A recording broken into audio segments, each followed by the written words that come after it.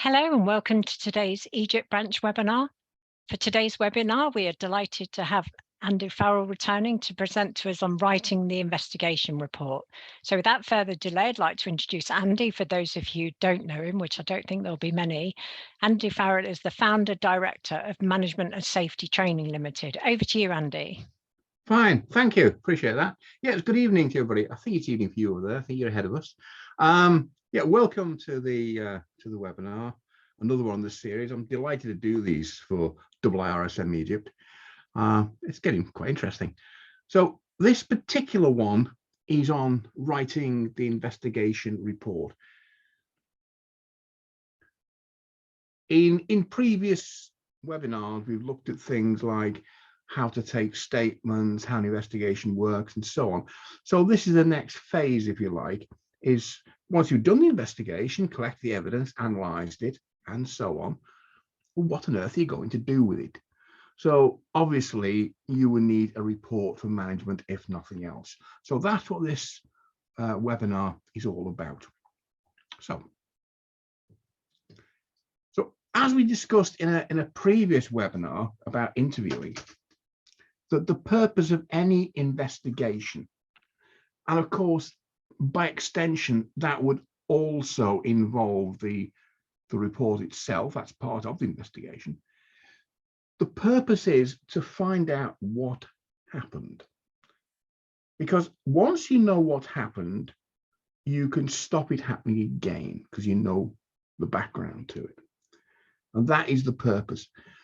The purpose of an investigation, I've made this so many times, the purpose of the investigation is not to blame anybody. You're not there looking for somebody to blame. That's irrelevant.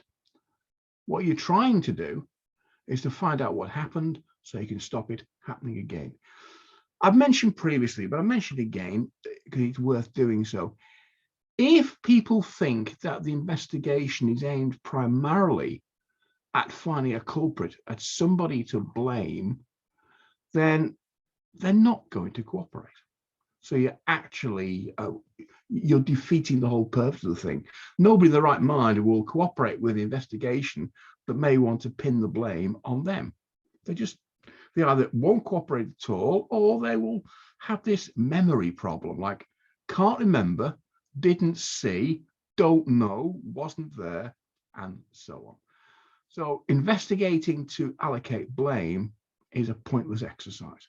You're trying to stop it happening again.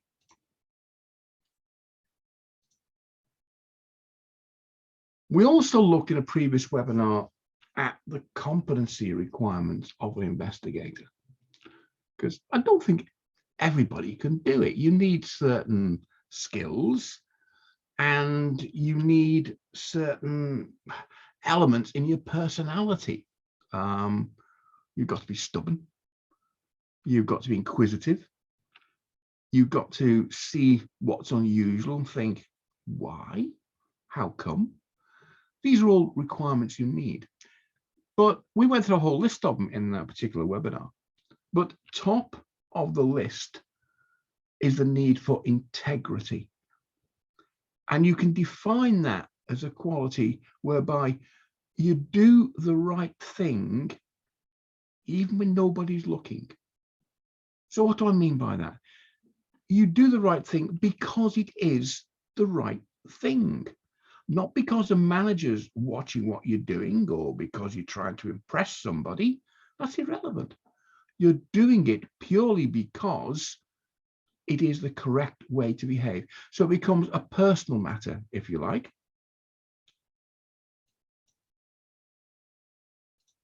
Sorry, just playing there, a message flashed up. There we go.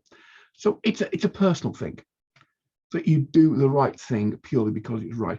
Whether you can train somebody to get integrity, I'm not at all certain. But what I am certain of, if that investigator does not have integrity, then the investigation is doomed. It's never going to do its proper job.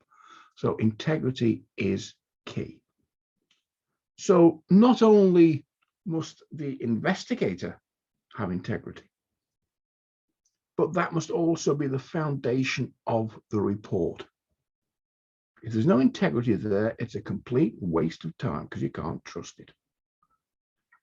And one way of maintaining that integrity is to ensure that the report only reflects the facts that have been determined. Now, this is where the investigators got to use, if you like, some discipline, some analysis here. What you're looking at is what you actually know, what you can prove. What you do not want to get into that report are, say, the wishes of a senior manager who's concerned that he might be personally embarrassed by what this report does. If he's embarrassed, that's tough. It's unfortunate. It's not intentional, but that's the way it goes. Again, the investigator needs to have the strength of character to go, well, I'm sorry if you're offended, but I can't change the evidence. It is what it is. So that's what you have to do. But the facts have got to be determined. You can't put in speculation, theory, rumor. It's got to be clear and concise. This is what happened, and we know this is what happened because we have pieces of evidence A, B, and C. We know. You can put in a report the possibility that something has happened. It may be that he was distracted. It may be that the machine was faulty, but then you qualify that. You know, we have no evidence. It's a potential explanation, but we can take it no further. We can't say that is definitely what happened. You have to be very clear about what you know and what you suspect may have happened, but can't actually prove. So the report's got to be honest. Sometimes the truth is going to be unwelcome, but that doesn't mean it's not the truth, because it is. You know, if the company totally made a complete dog's breakfast or something, well, that's fine. Nothing you can do about that. That's the company's problem. You can't change that. It's in the past. It's happened. You've got to be honest about it. Your report has got to be accurate. You won't always get perfect data. You know, it's not a perfect world. There will be gaps in the data. There will be some data may be precise, some may be estimates. That's fine. You go with it, but in the interest of integrity and honesty, you make it clear that this information is not yet confirmed, or it's possible this happened at a temperature of plus or minus, but we're not certain what the temperature was, or the vehicle speed was approximately between speeds A and B, but we can't confirm it. So you're given the information. It's up to other people to make the final judgment. But what you're saying is, as far as I can take this, that is the information. But there are gaps. Nothing I can do about that. You've got it, do with it what you will, but I can't say it's perfect because it's not. And then you have to be unbiased. And this again is where integrity comes in. It's a key role. You may not like the person who you're reporting on. Okay, so there may be some suspicions that a manager has got things wrong and caused an accident. Okay, and you're trying to find out. It may be you can't stand him, but that doesn't affect the way you deal with the information. You'd analyze that just as accurately as if that was your brother or your long lost friend or your brother-in-law. You would treat the people the same. You ignore personalities and your personal feelings, and you give them the respect they deserve, your own integrity. It doesn't matter what you think, it's what you can prove, what you can demonstrate. You can't just put supposition in there. So you've got to be certain that all parties are being treated fairly and that somebody isn't inadvertently being used to take the blame for what really wasn't their fault. Or if they did get something wrong, maybe it wasn't actually 100% their fault. You've got to be accurate.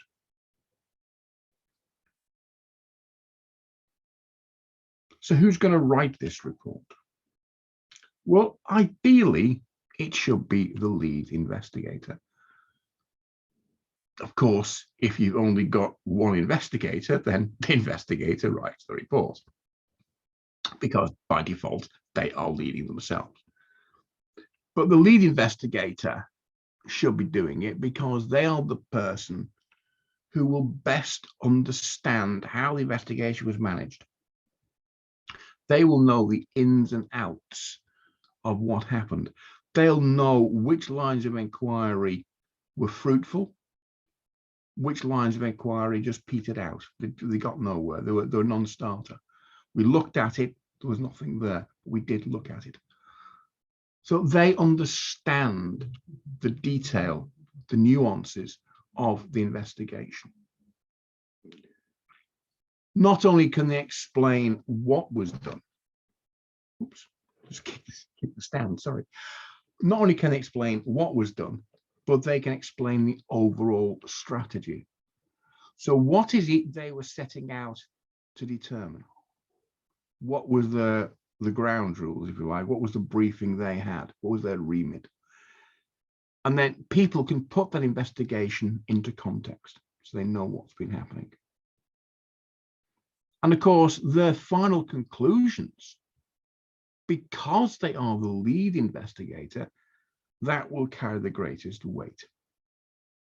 So the lead investigator should write. Now, obviously, if you had an investigation team and you got a split opinion about what the evidence means or where the investigation should have gone to, then it falls to the lead investigator as a matter of integrity to put that in the report.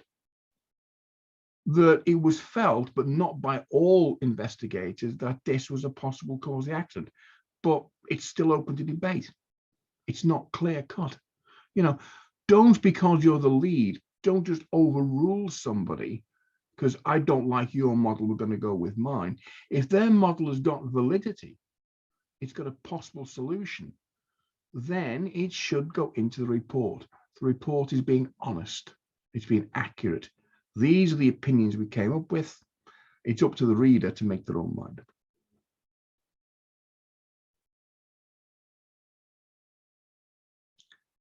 So when it comes down to writing the report, you've got to bear in mind the needs of the target audience.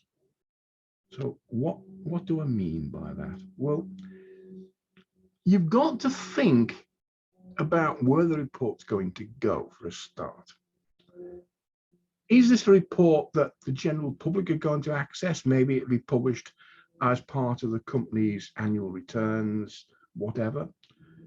Will it go as a press release? Or will the company keep that within the company boundaries so only personnel can see it? Because that could affect the way you pitch the report. If the report's going to be released to the public, then you might need to take prior advice from the legal team, because you want to be certain you don't inadvertently give out commercially sensitive data, such as trade secrets concerning specialist materials, this sort of thing, you know, how we make our Coca-Cola or whatever. Now, I want to clarify this. We're not saying you go to the legal team for permission to put things in your report. No. What you've got to do is work with them as to what can go in the report without causing problems and what might cause problems. If they say that that information cannot be put in the report, but you feel that that information is key to your investigation, it's a platform that you built the whole inquiry on, then you're going to have a long discussion with them about this. And it may be that you publish two reports. One goes out in full to internal management, and the second one goes out to the public in redacted format.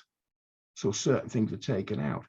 But, and I can't stress this too much, it's not being done to hide information about what happened. But it may be that you cross over into things which aren't particularly relevant, but are of a commercial value to other people. So you have to be professional and ensure you don't actually give stuff away that you don't need to.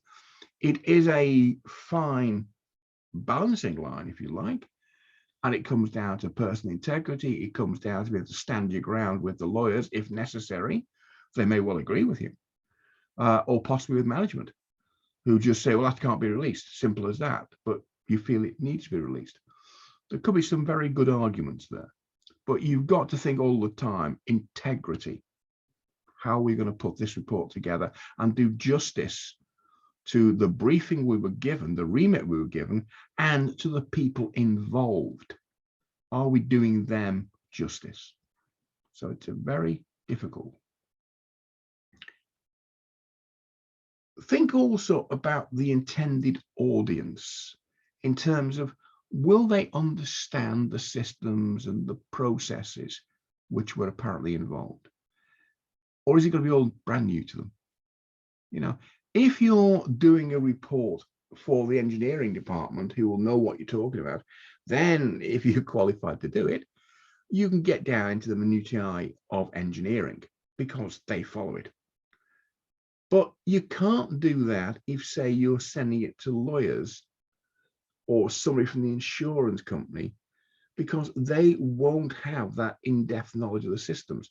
So you're going to effectively have to, dumbing it down to the wrong phrase, but you've got to simplify what you're saying. So you might simply want to give the result of experiments you carried out, rather than actually give them 12 pages of mathematics to prove the point you just made. You know, engineers will follow the maths, a lawyer probably won't, and you just frighten him off. So you've got to think about the people that you're talking to, make certain that they can understand. Do try and resist the jargon. There was some jargon used only a couple of months ago by the chappie who runs Tesla. Can't think of his name now, strange chappie. Elon Musk, that's right. They, for one of their projects involved the space race, they launched a rocket putting a satellite into space, apparently. And then according to Elon Musk, within a couple of minutes, the rocket experienced an unprogrammed sudden disassembly, or words to that effect. What he meant was it blew up, but he used some nice phrases to get around it. Don't use 12 words when one will do. Keep it simple, keep it so people can understand it. If you put too much jargon in, too many technical terms and phrases, then people are going to get lost. They won't follow the report, they'll just give up on it. And that means it's self-defeating. So think about who you're speaking to, what's the important message you want to get across. And if there are things that can be left out without affecting the impact of the report, then by all means do so.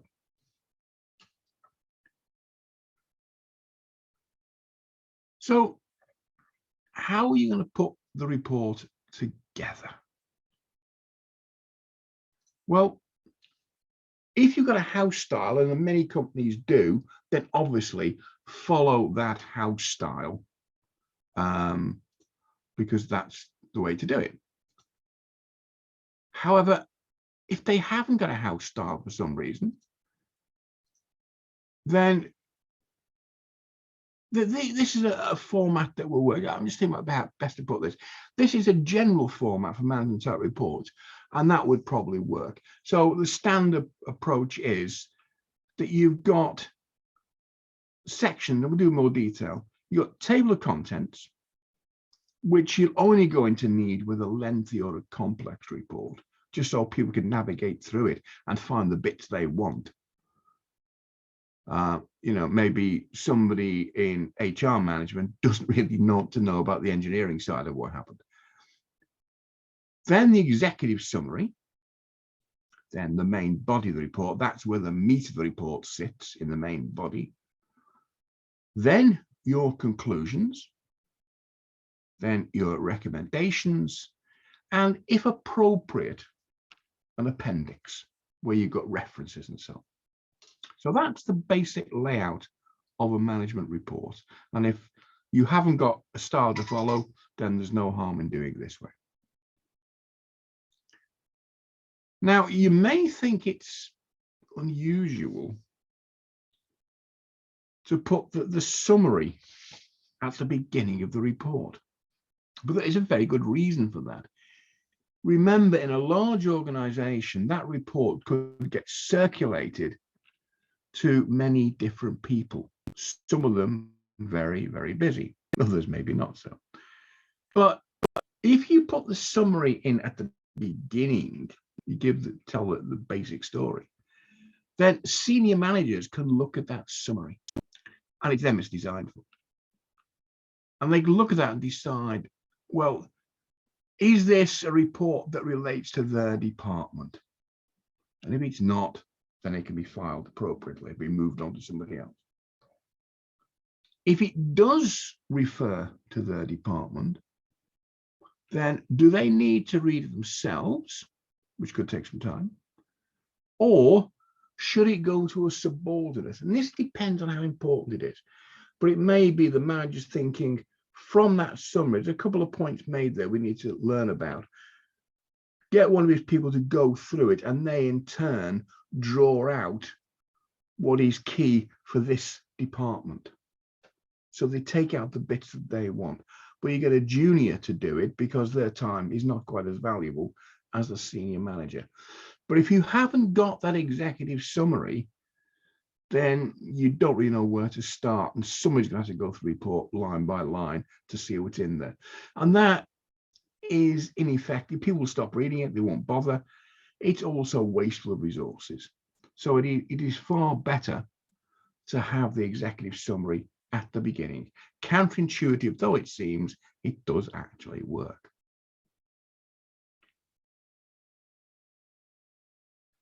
Then, of course, we go to the body of the report.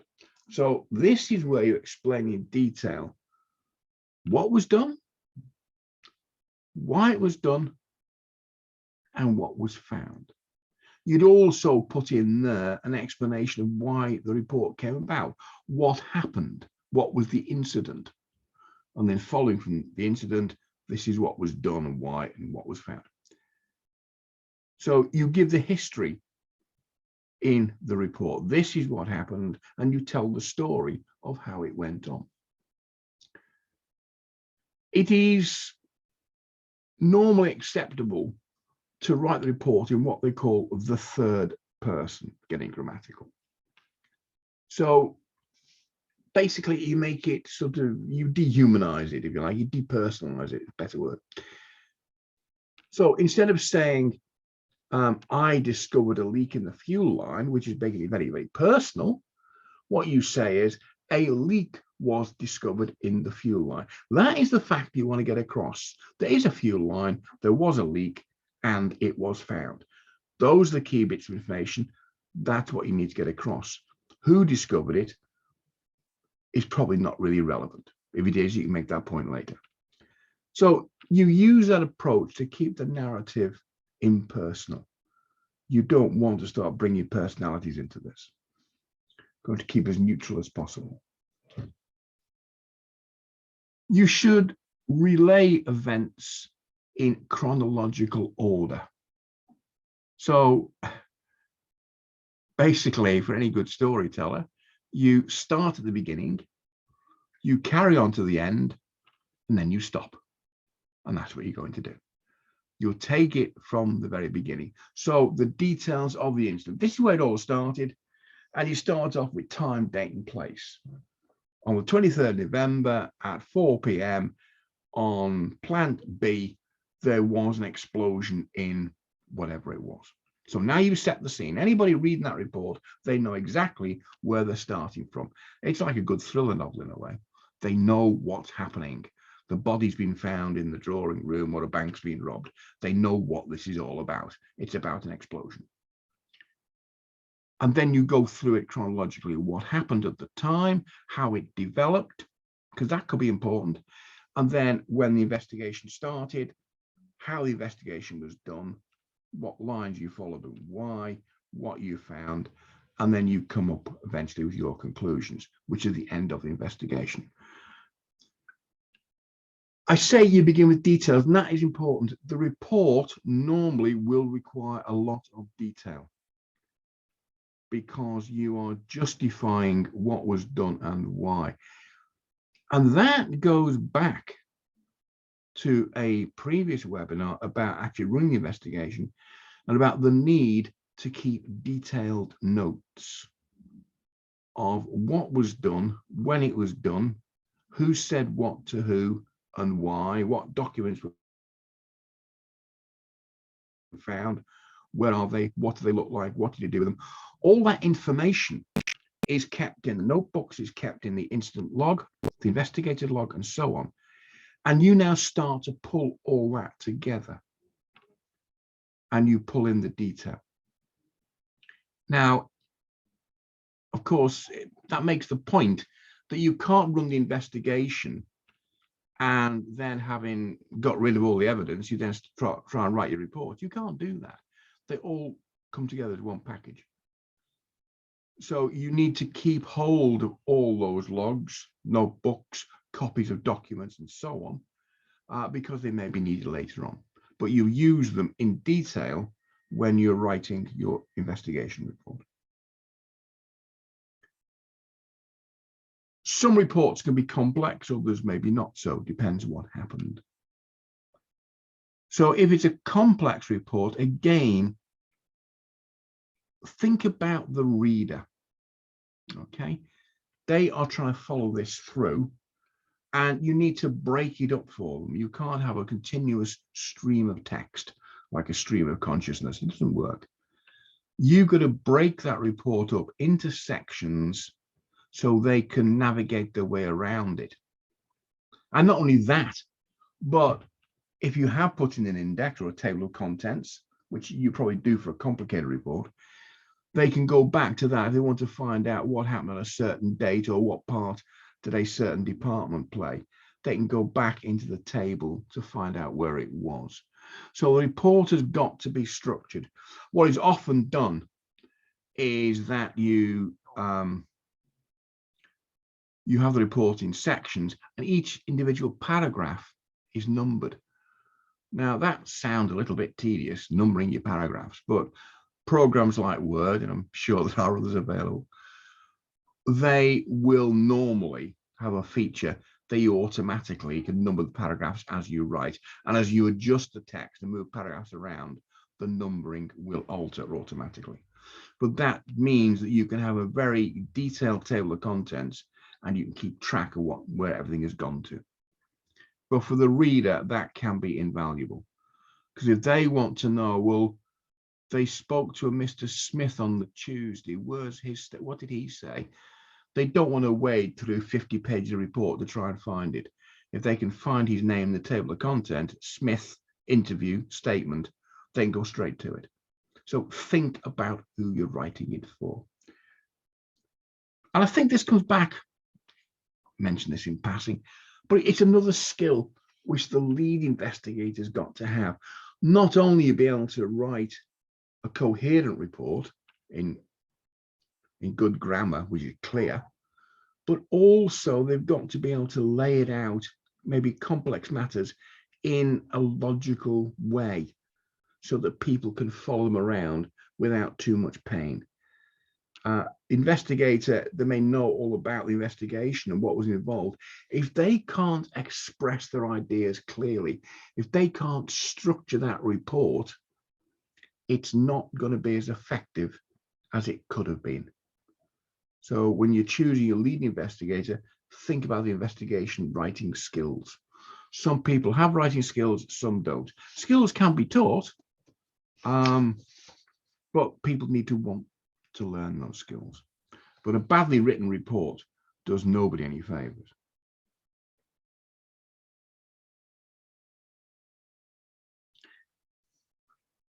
Now we come to the conclusions section of the report. So you've gone through the summary. This is the executive summary. This is what happened, and so on and so forth. Then the detail minute by minute, blow by blow of what happened, who said what to who and why, what you did about it, what you didn't do, why. You've gone through all that. But what does it mean? And this is where you're going to put your conclusions in. And again, it's a challenge potentially for the lead investigator, for the report's author, because the conclusions have got to be helpful, although there's no point having them, but they've got to meet certain criteria.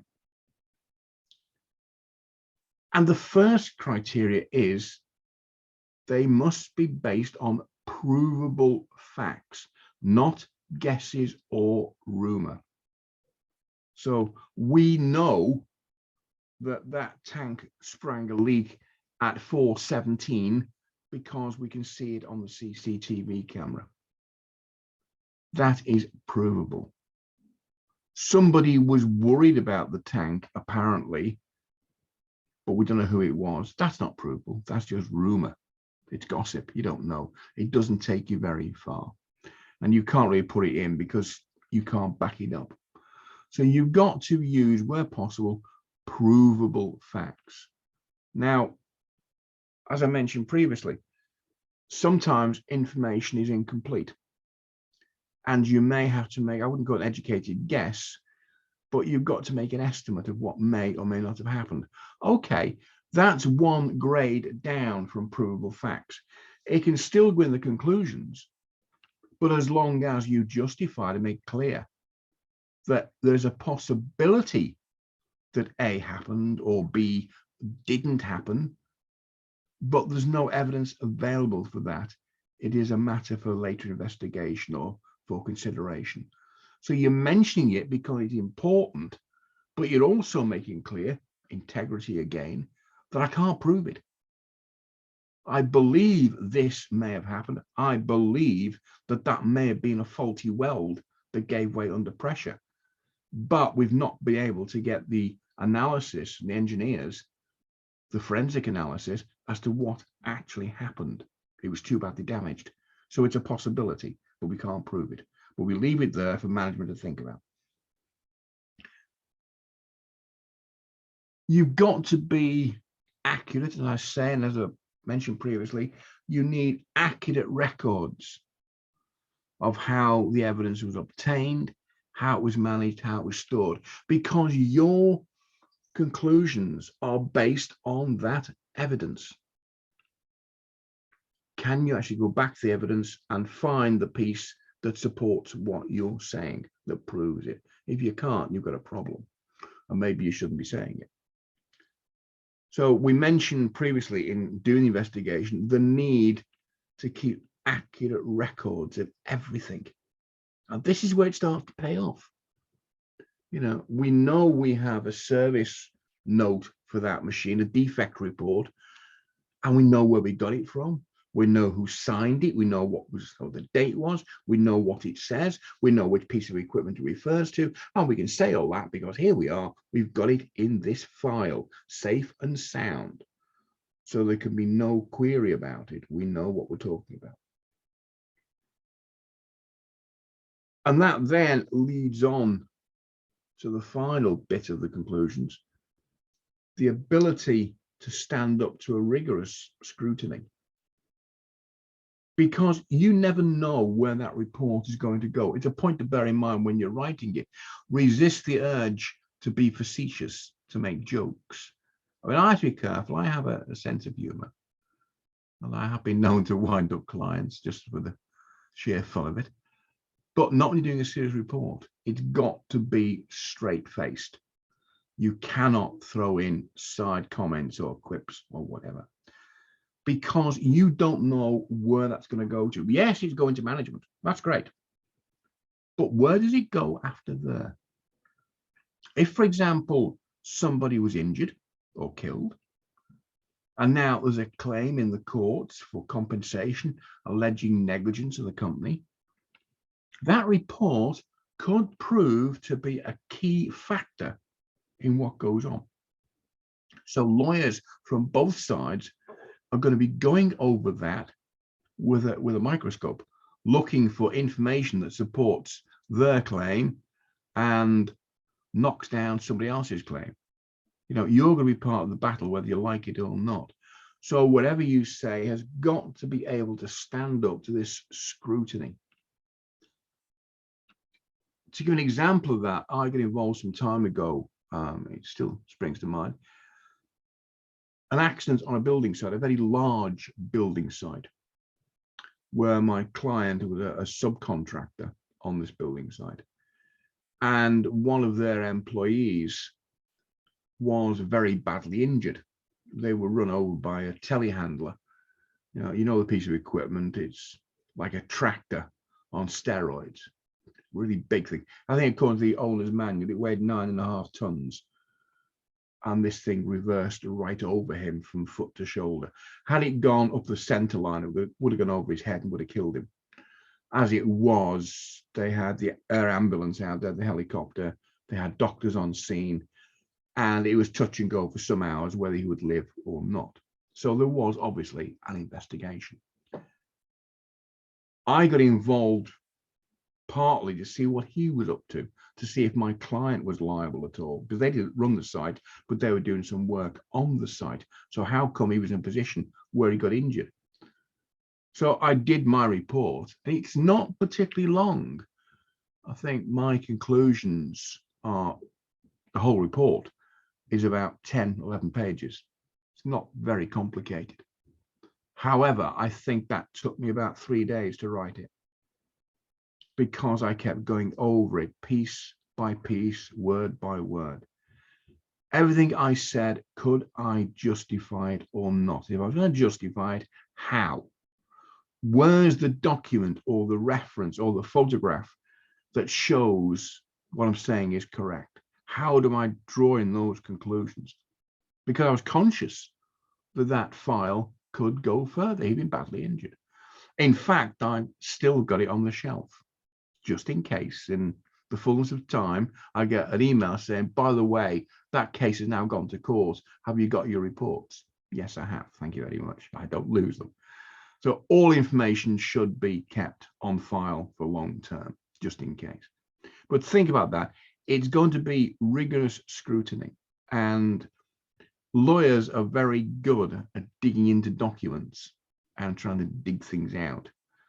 I have, in a previous existence, I was an investigating officer at one of the law enforcement agencies, and I find myself at the Old Bailey, the notorious, the well-known, well-renowned Old Bailey court in London, giving evidence for the prosecution.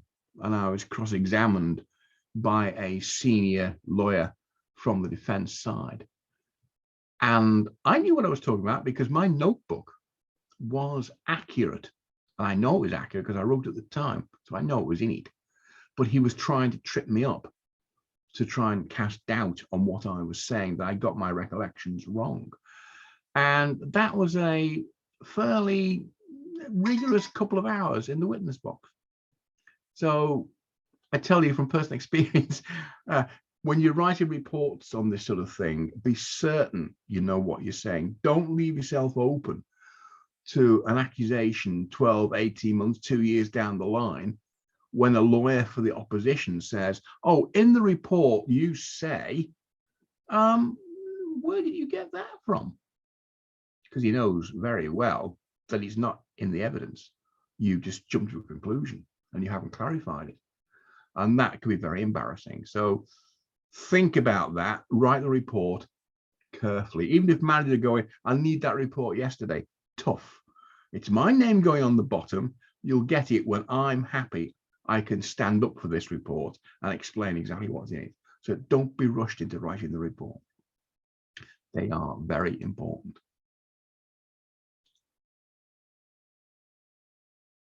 Having done the report, then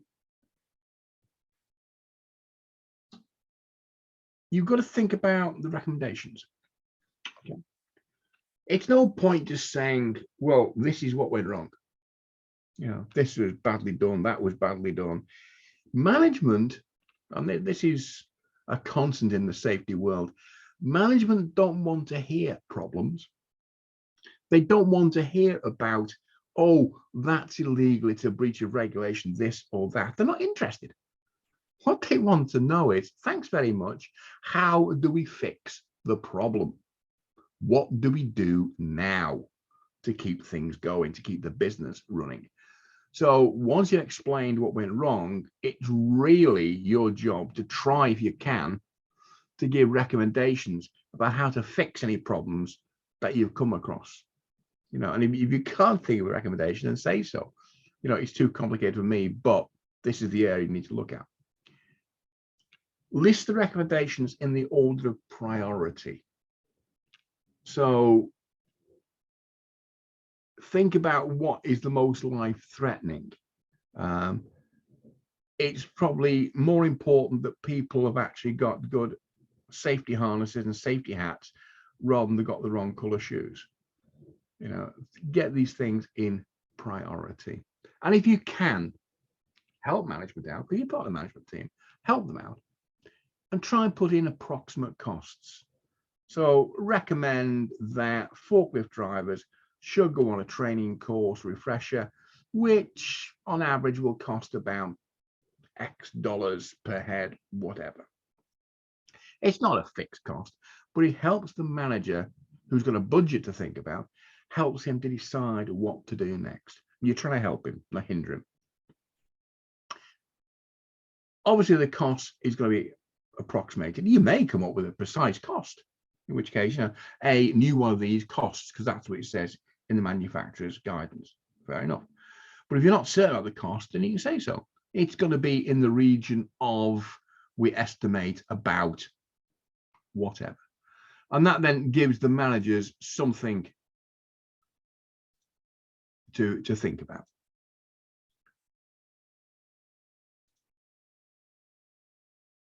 The questions come out. I'll do it very quickly.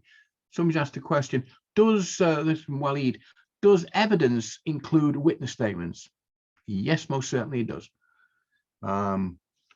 Anything which you've got as part of your inquiry will become evidence at some point, or potentially becomes evidence.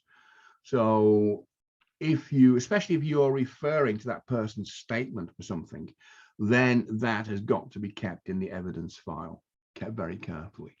So yes, it does become part of the evidence and has to be collected properly, as we've done previously, taking statements, collected properly, read through properly, recorded, stored, and so on, because there's nothing to say if there were some kind of legal case that the lawyer says, oh, well, he made a statement. Can we see a copy of that statement? You've got to be able to produce it. So I hope that helps. Okay, so time's getting on. Let's just quickly sum up then.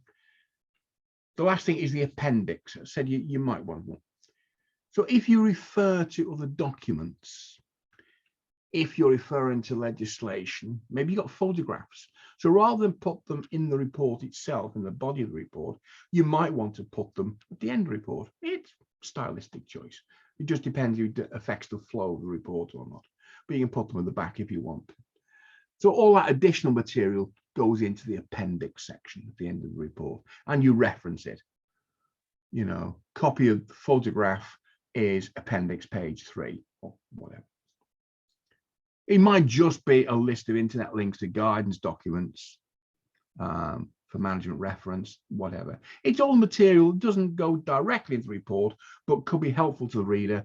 So you squirrel it away into the appendix for future reference.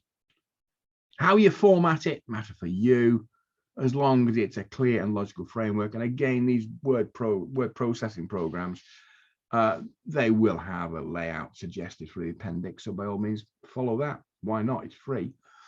If they're doing it, it'll probably work. So the report is a key document, summarized. So it's got to be carefully written, preferably by the lead investigator. Got to be very carefully written. The idea is that you want to prevent a recurrence of the accident. You're not trying to find somebody to blame. That's somebody else's job, nothing to do with you. So when you write the report, work on the assumption, take the pessimistic view that at some point it's going to be subject to hostile scrutiny by somebody, be it a lawyer, be it a management team, be it a very annoyed director who doesn't like what you said, whatever. So make certain you're professional, you're unbiased, what you say is logical, and it can be supported by the evidence, not by assumptions. And if there are things which are important to you, you can't clarify them, you can't confirm them, then you say so in the report. This is an important factor, but we couldn't confirm it one way or the other. We don't know precisely why that seal broke. It's possible it was this, it might have been that, but the engineers can't work out which one it was. So that's an open-ended question. When you're writing, constantly ask yourself the key question: how do I know? Because that's the question the lawyer's going to ask you, or the irate manager. How do you know? You said this, prove it. Can you prove it? If you can't, maybe you shouldn't put it in the report.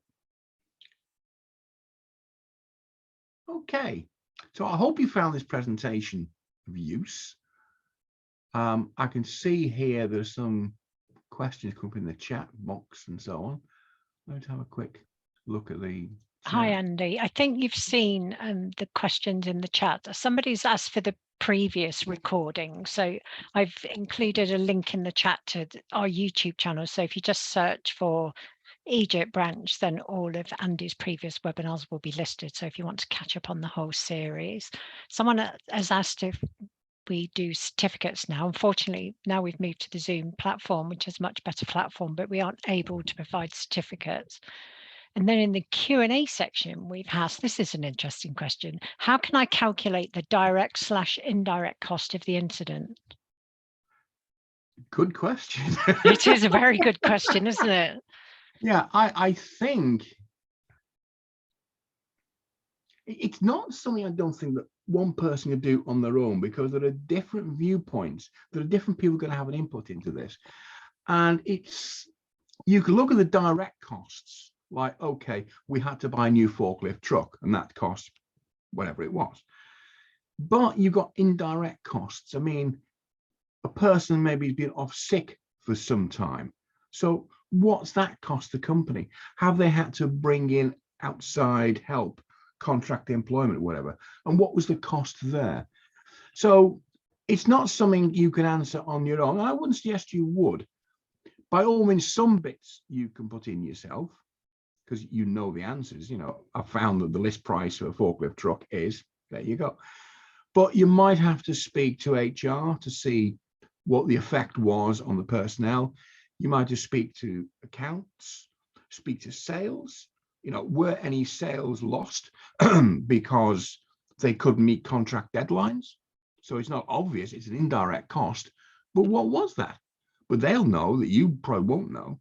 So it's a case of talking to the others in the team. It becomes a team effort.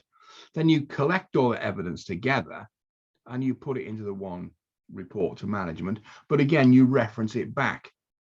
You know, information from marketing department was we lost contract A and contract B at a value of. You know, if you need further information, go and talk to them. And that's how you do it. So I hope that helps. Yeah, it's a difficult one, though, isn't it? It is. Yeah. That's why I like doing these. I always get asked questions that really tax me. It's great.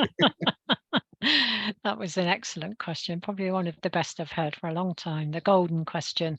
Okay, so there's nothing more in the chat and there's no Q&A. So if anybody's got a question for Andy, now is your time to answer it.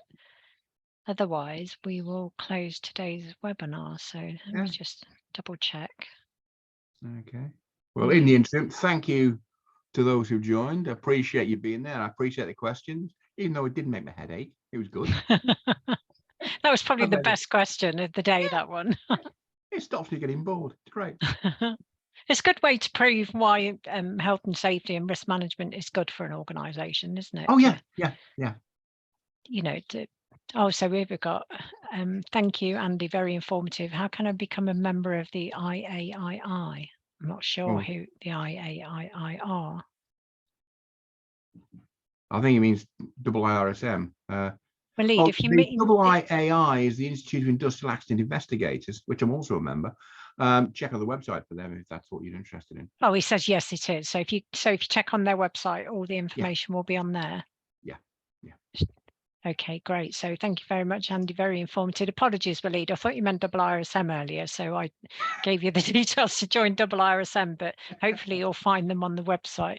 So there's no more chat and no more questions. So Andy, as usual, thank you so much for giving up your valuable time and sharing your expertise with us today. Oh, I've got one more question, just as I'm closing. Is the underlying cause and the root cause, are the underlying cause and root cause the same? Yeah, essentially, yeah. I'm hesitant to. Thank you, Mohammed. I'm cautious about saying that because there's a lot of controversy about root causes. What is a root cause? What isn't a root cause? But yeah, essentially, it's what you're looking at.